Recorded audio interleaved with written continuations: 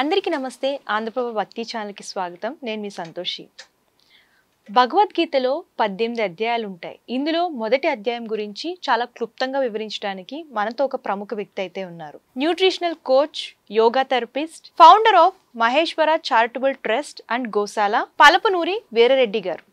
ఆయన అడిగి పూర్తివివరాలు తెలుసుకుందాం. భగవద్గీతలో మనకి 18 అధ్యాయాలు ఉంటాయి. అందులో మొదటి అధ్యాయం ఎవరితో చెప్పారు సార్? దీని గురించి వివరిస్తారా? తప్పకుండానమ్మా.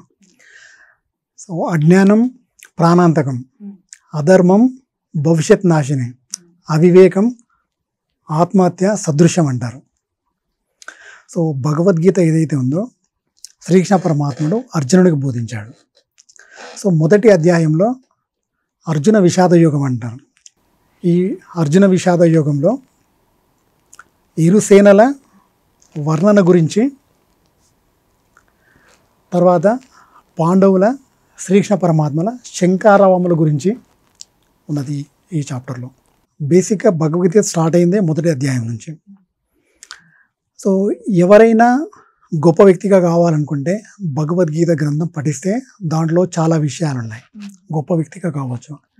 ఎగ్జాంపుల్గా ఒక డాక్టర్ కావాలనుకోండి. సో డాక్టర్ MBBS ఒక 5 years కోర్స్ చదివితే డాక్టర్ అయిపోతాడు.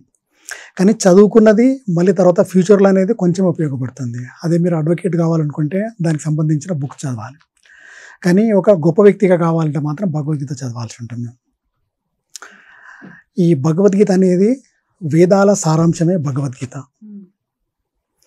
దీంట్లో ఉన్న విషయాలు ఒక వ్యక్తికి కానీ, ఒక ప్రాంతానికి కానీ, ఒక జనరేషన్కి కానీ, ఒక యుగానికి కానీ సంబంధించినవి కావు. ఇవన్నీ కూడా విశ్వం ఉన్నంతకాలం అన్ని వర్గాల వారికి ఉపయోగపడుతుంది. మన సనాతన ధర్మంలో అత్యంత ప్రముఖమైనవన్నీ కూడా ఒకరికే చెప్పారు. రామాయణం నారదుల వారు వాల్మీకి చెప్పారు. తర్వాత ఆదిత్య హృదయం అగస్త్య మహర్షి రాముల వారికి చెప్పారు. భాగవతాన్ని సుఖబ్రహ్మ పరీక్షితుల వారికి చెప్పారు. భగవద్గీతను కురుక్షేత్ర సంగ్రామంలో శ్రీకృష్ణ పరమాత్ముడు అర్జునుడికి బోధించాడు. భూమి మీద 84 లక్షల జీవరాశులు ఉన్నప్పటికీ దానిలో ఉన్న స్థితి నుంచి ఉన్నత స్థితికి చేరుకోగల జ్ఞానం మనిషికి ఒకరికి ఇచ్చారు. కానీ ఇప్పుడు చాలామంది ఏదైనా విషయం మాట్లాడాలన్నా, ఏదైనా పని చేయాలన్నా నాకేంటి, ఇది చేస్తే నాకేమొస్తుందని ఆలోచిస్తారు. కానీ పరమాత్మ మనకు లైఫ్ ఎందుకు ఇచ్చాడు? మనము సొసైటీని బెటర్ చేయడానికి మనం ఏం చేయగలమని ఆలోచించాలి.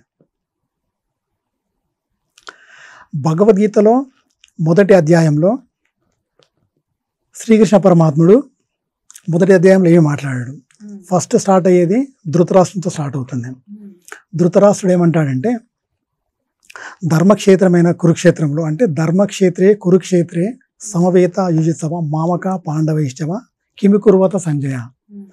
ధర్మక్షేత్రమైన కురుక్షేత్రంలో మా వాళ్ళు పాండవులు ఏం చేస్తున్నారో తెలుపుము సంజయ అని అడుగుతాడు. అక్కడి నుంచి స్టార్ట్ అవుతుంది. సో భగవద్గీత ధర్మంతో స్టార్ట్ అవుతుంది, చివరగా మమతో ఎండ్ అవుతుంది. మొదటి చాప్టర్లో 47 శ్లోకాలు ఉన్నాయి. ఈ 47 శ్లోకాల్లో మొదటి శ్లోకము ధృతరాష్ట్రుడు సంజయ్ని అడుగుతాడు. మిగతా 46 శ్లోకాలు కూడా అర్జునుడు శ్రీకృష్ణ పరమాత్మను అడుగుతూ ఉంటాడు. సో దీంట్లో పరమాత్మ అసలు ఒక మాట కూడా మాట్లాడలేదు. ఎందు గురించి అంటే అర్జునునికి విషాదం కలిగింది. ఎలా అంటే ఇరు సేనల మధ్యలో ఆగిన తర్వాత కౌరవ సైన్యంలో చూసిన తర్వాత ఎవరెవరిని చంపాలి. అతని విషాదానికి 2 కారణాలు. ఒకటి, మా వాళ్ళందరూ చనిపోతారు. రెండవది, వాళ్ళందరినీ నేనే చంపాలి. ముల్లోకాల రాజ్యాన్ని కూడా తృణప్రాయంగా భావించే నేను ఈ భూమి మీద ఉన్న రాజ్యం కోసం మా వారిని అందరినీ చంపాలి. ఇది ధర్మమేనా అని వైరాగ్యం కలిగింది. అజ్ఞాతంలో పడిపోయాడు. అప్పుడు శ్రీకృష్ణ పరమాత్ముడు భగవద్గీత బోధించిన తర్వాత అతను మోహము తొలగిపోయి అర్జునుడి విషాదము యోగం అయ్యింది. యోగం అంటే ఆత్మ పరమాత్మ కలయికే యోగం. అంటే మామూలుగా మన విషాదం ఏ రకంగా ఉంటుందని అంటే, మనుషుల విషాదము, నా దగ్గర ఎదుటివారి దగ్గర ఐఫోన్ ఉంది, నా దగ్గర ఐఫోన్ లేదు, ఎదుటివారి దగ్గర కారు ఉంది, నా దగ్గర లేదు, ప్రతిదానికి కంపేర్ చేసుకుంటూ ఉంటాం మనం. అయితే ఈ విషయంలో ఒక పర్సన్ అనమాట, ఇది ఒక స్టోరీ, అంటే విషాదం గురించి చెప్తున్నాను. సో ఇక్కడంతా చూసిన తర్వాత హిమాలయాల్లోకి వెళ్ళి తపస్సు చేస్తూ ఉంటాడు. కొంతకాలానికి దేవుడు ప్రత్యక్షం అవుతాడు. భక్త ఏమి కావాలో కోరుకో అంటాడు. అతను ఏమంటాడంటే, నాకు ఇది కావాలి అది కావాలి ఎప్పుడు కోరుకోడు. అతను ఏమంటాడంటే, నాకు నచ్చినప్పుడు ఏది కావాలంటే అది కోరుకుంటే వచ్చేటట్లు చేయమని అడుగుతాడు. సో పరమాత్మ అనుకుంటాను అనమాట, ఇటువంటిది అతనికి ఇచ్చేసేస్తే ఏదైనా వినాశనాన్ని కూడా దారి తీయవచ్చు అని చెప్పి. మీ కోరిక ఏదైతే ఉందో దానికి ఒక సైడ్ ఎఫెక్ట్ ఉంటుంది. నీకు ఏదైతే కోరుకుంటావో మీ ఇంటి ఎదురుగా అతనికి 2 వస్తాయి. ఎగ్జాంపుల్ నువ్వు ఒక కారు కావాలనుకున్నావు అనుకోండి, అతనికి 2 కార్లు వస్తాయి. సరే పర్లేదు అనుకుని చెప్పేసి ఇంటికి వచ్చేసేస్తాడు. ఇంటికి వచ్చిన తర్వాత ఒక కారు కావాలనుకుంటే కోరిక ప్రకారం ఇంటి ఎదురుగా అతనికి 2 కార్లు వస్తాయి. ఇతనికి ఒక కారు వచ్చినందుకు సంతోషం ఉండదు, ఇంటి ఎదురుగా అతనికి 2 కార్లు వచ్చినందుకు విషాదం ఉంటుంది. తర్వాత కొంతకాలం తర్వాత ఇతనికి 2 హౌసెస్ కావాలంటాడు. అతని కోరిక ప్రకారం అతనికి 4 హౌసెస్ వస్తాయి. సో అతనికి ఇంకా బాధ చాలా ఎక్కువైపోతుంది. అలా ఒకసారి నడుచుకుంటూ వెళ్తున్నప్పుడు రోడ్డు మీద పడిపోతాడు. రోడ్డు మీద పడిపోతే చెయ్యి ఫ్రాక్చర్ అవుతుంది. అతని కోరిక ప్రకారం ఏమవుతుంది, ఇంటి ఎదురుగా అతనికి 2 హ్యాండ్స్ ఫ్రాక్చర్ అవుతాయి. ఇతని చెయ్యి ఫ్రాక్చర్ అయినందుకు బాధ లేదు, కానీ ఇంటి ఎదురుగా అతనికి 2 హ్యాండ్స్ ఫ్రాక్చర్ అయినందుకు చాలా సంతోషపడతాడు. ఇప్పుడున్న సొసైటీలో ఆ రకంగా ఉన్నారన్నమాట. కానీ సామాన్యులు ఏడిస్తే సెల్ఫ్ గురించి ఏడుస్తారు, కానీ మహాత్ముల విషాదం అనేది లోక కళ్యాణం కోసం. అందు గురించే మనకు భగవద్గీత వచ్చింది. ఇప్పుడు ప్రతి ఏ వస్తువు కొన్నా కూడా మార్కెట్లో ప్రతిదానికి కూడా మాన్యువల్ ఉంటుంది. మీరు మొబైల్ ఫోన్ కొనుక్కుంటే దానికి మాన్యువల్ ఉంటుంది, మీరు కారు కొన్నా మాన్యువల్ ఉంటుంది. కానీ ఒకవేళ మీరు మొబైల్ ఫోన్ కొన్న తర్వాత మాన్యువల్ చదివి మీరు ప్రాపర్గా మొబైల్ ఫోన్ యూజ్ చేస్తే 100% దాని నుంచి బెనిఫిట్స్ అనేవి తీసుకోవచ్చు. అఫ్కోర్స్ మనం కొంతమంది చదువుతారు, కొంతమంది కొన్నే చదువుతారు, కానీ చదివితే మాత్రం చాలా మంచి రిజల్ట్స్ ఉంటాయి. అదే రకంగా మనకి లైఫ్ ఇచ్చే ముందే 5200 years క్రితమే పరమాత్ముడు మనకు ఒక మాన్యువల్ ఇచ్చాడు, అదే భగవద్గీత అన్నమాట. సో భగవద్గీత కనుక మనం ప్రాపర్గా చదివి ఇంప్లిమెంట్ కనుక చేస్తే లైఫ్లో చాలా వరకు సక్సెస్ అవ్వచ్చు. 1,00,000 శ్లోకాలు కలిగిన భారతంలో భీష్మపర్వంలో గల 25 నుంచి 42 అధ్యాయాల జ్ఞాన సంహితను భగవద్గీతను నామకరణం చేశాడు ఆదిశంకరాచార్యులు. అది మనకు భగవద్గీత. ఇప్పుడున్న సిచ్యువేషన్లో మనకి 1,00,000 శ్లోకాలు చదవాలంటే కనీసం ఇప్పుడున్న 700 శ్లోకాలకే చాలామంది ఇబ్బంది పడుతున్నారు. 1,00,000 శ్లోకాలు చదవలేం కనుక ఎప్పుడో చాలా కాలం క్రితమే ఆదిశంకరాచార్యులు మనకు క్లుప్తంగా భగవద్గీతని ఇచ్చారు. భగవద్గీత మొదటి అధ్యాయంలో 47 శ్లోకాలు ఉన్నాయని చెప్పారు కదా సార్, ఇది మనకి అదే నిజ జీవితంలో ఎలా ఉపయోగపడుతుంది, దీని గురించి వివరించండి. అర్జునుడు 2 సేనల మధ్య ఆగిన తర్వాత అతనికి ఒక క్లారిటీ వచ్చింది, అంటే ఎవరితో యుద్ధం చేయాలని వచ్చేసి ఒక లక్ష్యం వచ్చేసేసింది. అదే రకంగా మనకి లైఫ్లో కూడా ఒక లక్ష్యం అనేది ఉండాలి. ఈ లక్ష్యం అనేది లక్ష్య సాధనలో మనకు చాలా నెగిటివ్స్ ఉంటాయి, పాజిటివ్స్ ఉంటాయి.